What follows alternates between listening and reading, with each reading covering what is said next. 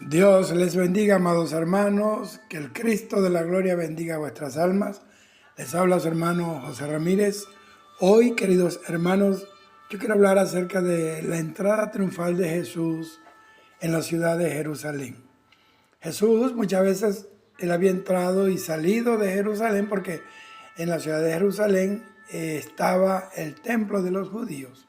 Pero en esta oportunidad los evangelistas relatan la entrada del Señor en la ciudad, pero esta vez su entrada estaba llena de simbolismo mesiánico.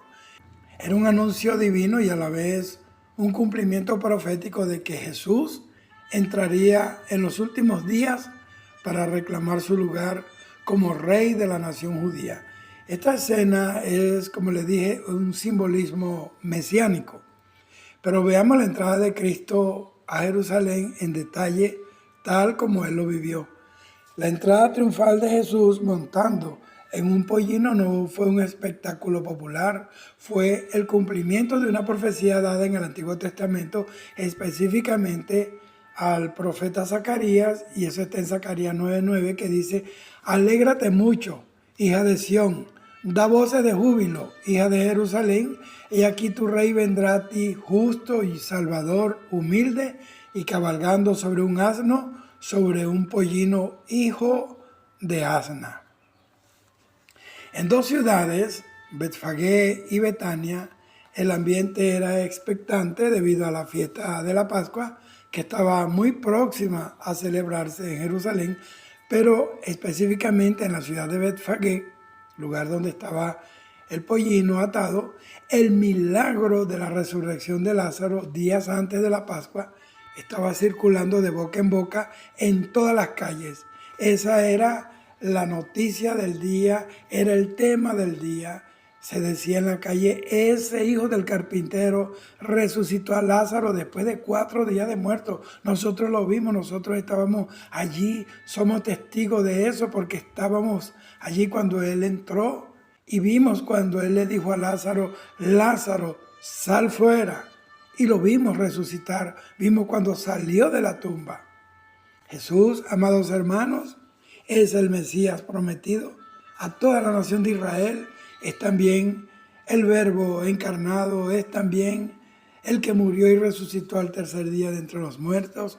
Jesús era el centro de la atención de toda Judea, de Idumea y de toda la tierra de Palestina. Eso llenaba de envidia a los líderes religiosos y los líderes políticos de Israel, pero era una señal profética que así como Lázaro resucitó de los muertos, Israel sería resucitado de su muerte espiritual cuando el Señor aparezca en las nubes del aire, y ese día serán resucitados cuando digan: bendito el que viene en el nombre del Señor, Hosana. Y Jesús se lo dijo en Mateo 23:39: pero os digo que desde ahora no me veréis más hasta que digáis: bendito el que viene en el nombre del Señor. Y esta proclamación del pueblo reunido en multitudes que clamaban a la llegada del Señor Jesús a Jerusalén, clamando: Hosana, el que viene en el nombre del Señor, Hosana en las alturas. Eso era una proclamación mesiánica que llenó de ira y de celos a los principales religiosos de Jerusalén. Mateo 21:15 dice: pero los principales sacerdotes y los escribas, viendo las maravillas que hacía, y a los muchachos aclamando en el templo y diciendo: Hosana al hijo de David, se indignaron. Pero en Juan 12:13 dice más contundentemente: bendito el que viene en el nombre del Señor, el Rey de Israel. Eso les pulverizó el espíritu hipócrita de la religión muerta, legalista y ritualista que tenían los judíos. Cuando Jesús envió a 2 de sus discípulos a buscar un pollino, que es una cría de burro, la gente sintió un estremecimiento, el Espíritu Santo tocando a las multitudes para darle cumplimiento a la profecía dada al profeta Zacarías. Y yo creo que uno de los 2 discípulos que fueron a buscar el pollino le dijo al otro: no sé, hermano, ¿qué dices tú? Pero el Señor dice que es el Rey de Israel, que es el Mesías, que tanto tiempo hemos esperado, ahora va a entrar montado en un pollino. El pollino es la montura de un campesino, no de un rey conquistador. Los reyes montaban en caballos que estaban entrenados para la guerra. ¿Cómo el maestro entonces va a desafiar a Roma y librarnos de su yugo montado en un burro? No sé, pero aquí entre nosotros, pero no me parece. Pero el otro discípulo, yo me imagino que recibió la revelación del Padre y le dijo, ¿no entiendes, hermano mío? Él no está desafiando a Roma ni al César. Él está cumpliendo la profecía de Zacarías 9:9. Él está entrando como rey, pero en esta vez como el rey de la paz. Él es el príncipe de la paz de Isaías 9:6. Y dice también Isaías 9:7 que lo dilatado de su imperio y la paz no tendrá límite. Abre los ojos, porque hoy somos testigos vivos del cumplimiento de la promesa de Dios para nuestra nación. Y ahora vemos a Jesús, amados hermanos, montando el pollino, no con la pompa de un César o de cualquier otro emperador soberano, sino con la sencillez del siervo de Isaías 42:1. Y al avanzar, la multitud que había seguido a Jesús desde Jericó se reunió a la multitud que salía de Jerusalén. Era como dos ríos humanos chocando en un solo grifo profético. Entonces, cuando Jesús entra a la pendiente del Monte de los Olivos, el murmullo de la multitud se convierte en una proclama profética y mesiánica. Esa multitud fue investida y poseída por un arrebato de fe mesiánica.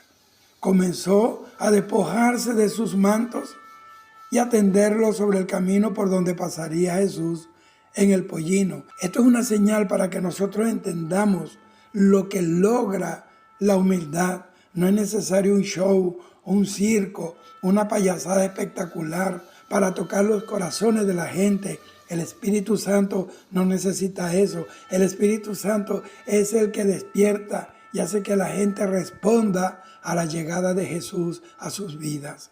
Los talits, que son los mantos de oración, y las túnicas de las multitudes se convirtieron en la alfombra roja para que el Rey de Reyes y el Señor de todos los señores entrara a Jerusalén sobre una alfombra construida con ramas de los árboles y con mantos del pueblo. Los muchachos eran los que más gritaban y decían, bendito el Rey que viene en el nombre del Señor, paz en el cielo. Quiero tomar esto ahora mismo para anunciar esto como un llamado a la juventud, a los muchachos, a servir al Señor y a proclamar el señorío y el reinado de Jesús. Pero mientras, por otro lado, los fariseos se decían unos a otros, miren lo que este solo hombre y unos pocos discípulos galileos sin letras nos están haciendo. Miren cómo el mundo se va detrás de él. Cada grito de hosana era un desafío directo a la autoridad romana, a la autoridad de César y al establishment religioso. Jesús, al escuchar a los fariseos que mandaban a callar a los muchachos, Jesús, cuando vio que los fariseos mandaban a callar a los muchachos, Él le dijo, os digo que si estos se callan, las piedras hablarán.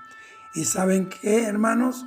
La piedra de su sepulcro fue removida por un ángel que descendió del cielo. Ese día la piedra testificó y habló de que Jesucristo no estaba en la tumba, que había resucitado.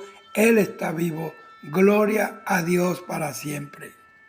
No sabían ellos que al que estaba allí entrando en ese pollino sencillo era la misma roca que le dio agua en el desierto. Era el pan que descendió del cielo.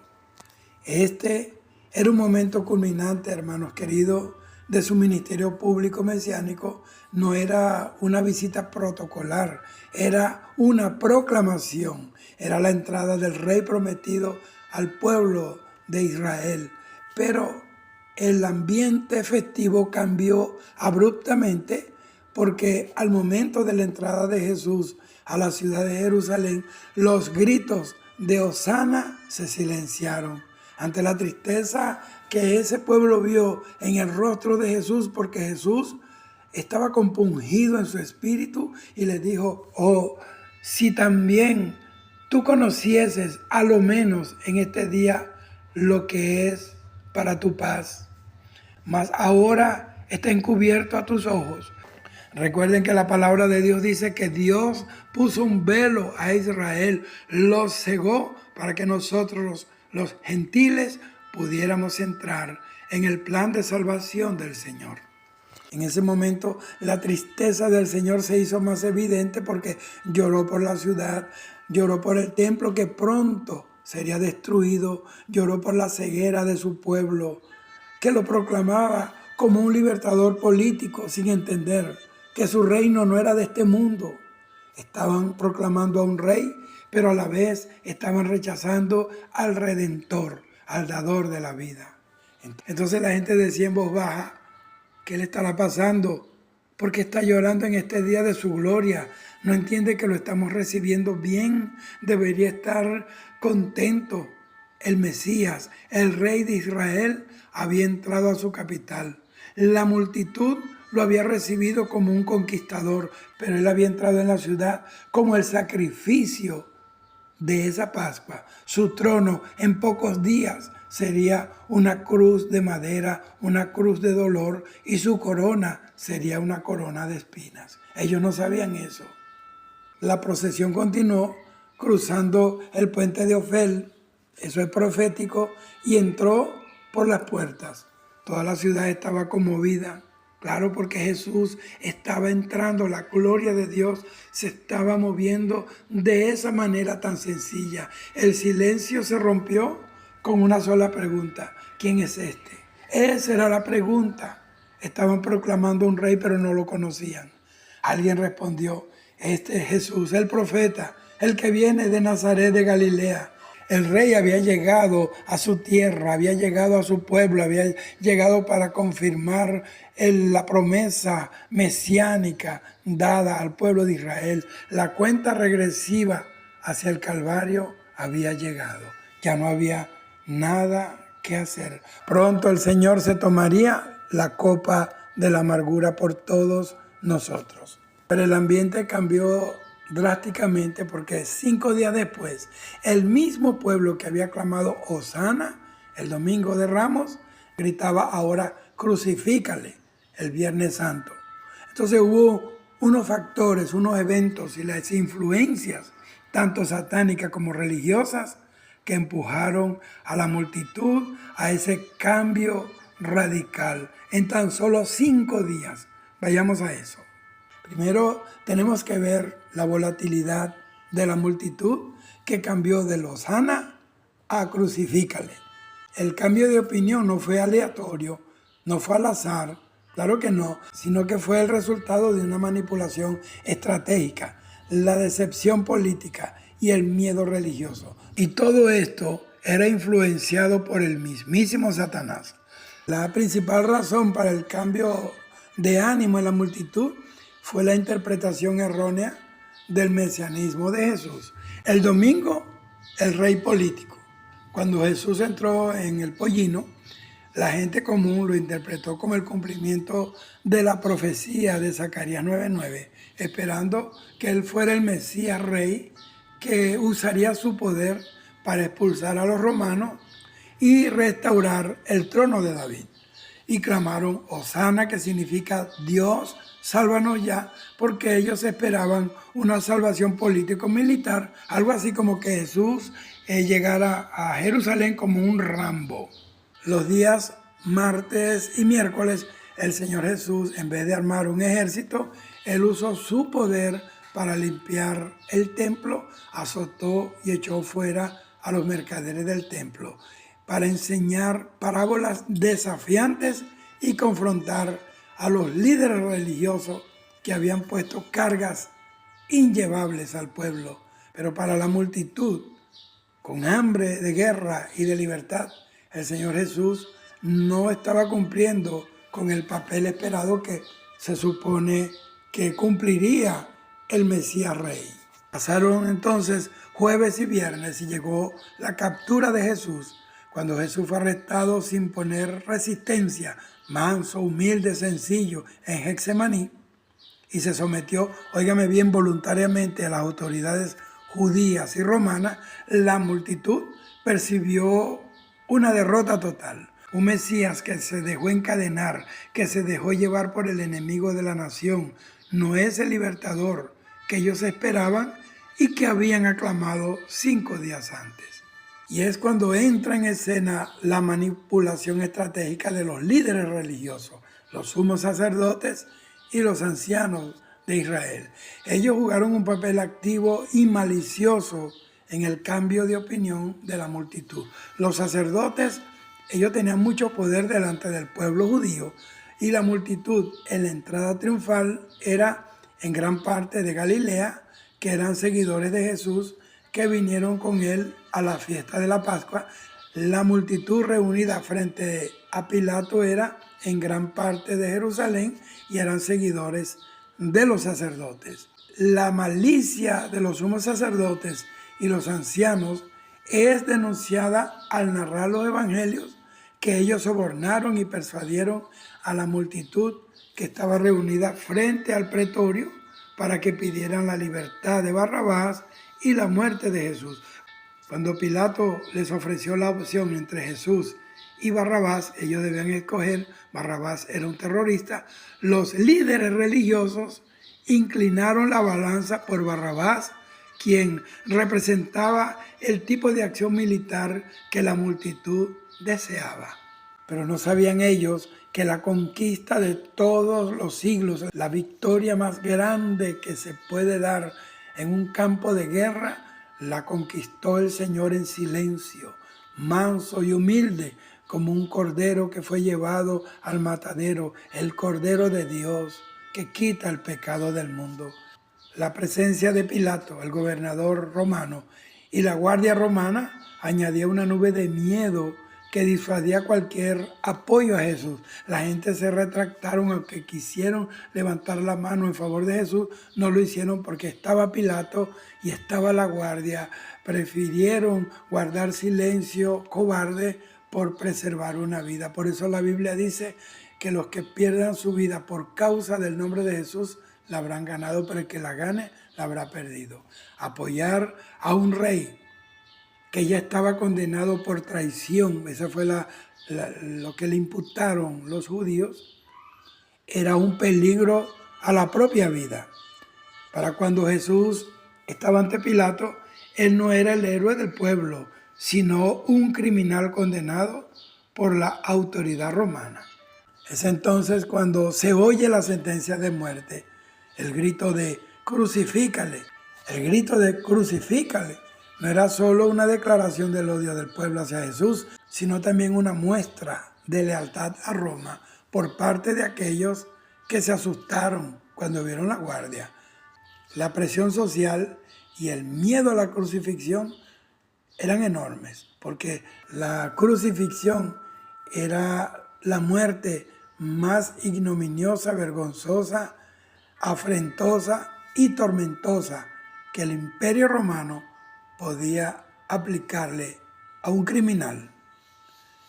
En resumen, la multitud que gritó Hosana estaba en ese momento celebrando al Mesías que esperaban. 5 días después, esa misma multitud gritaba crucifícale.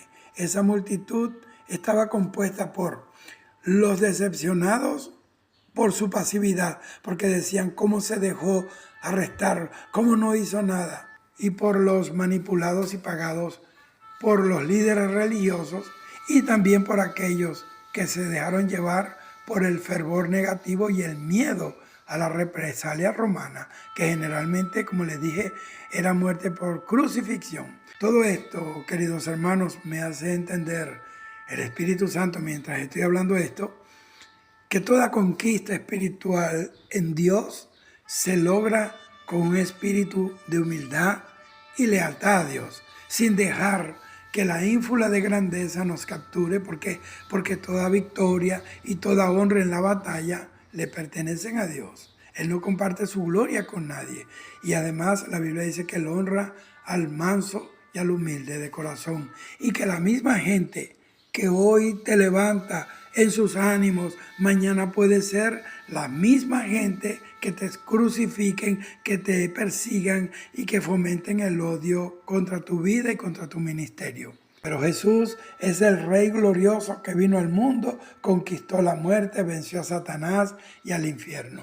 Hoy yo proclamo a Jesucristo como mi Rey y puedo decir, Hosana al Rey de mi vida, a Jesús, al Rey de gloria. Dios te bendiga. Cristo viene. Espera porque Cristo está a la puerta. Shalom.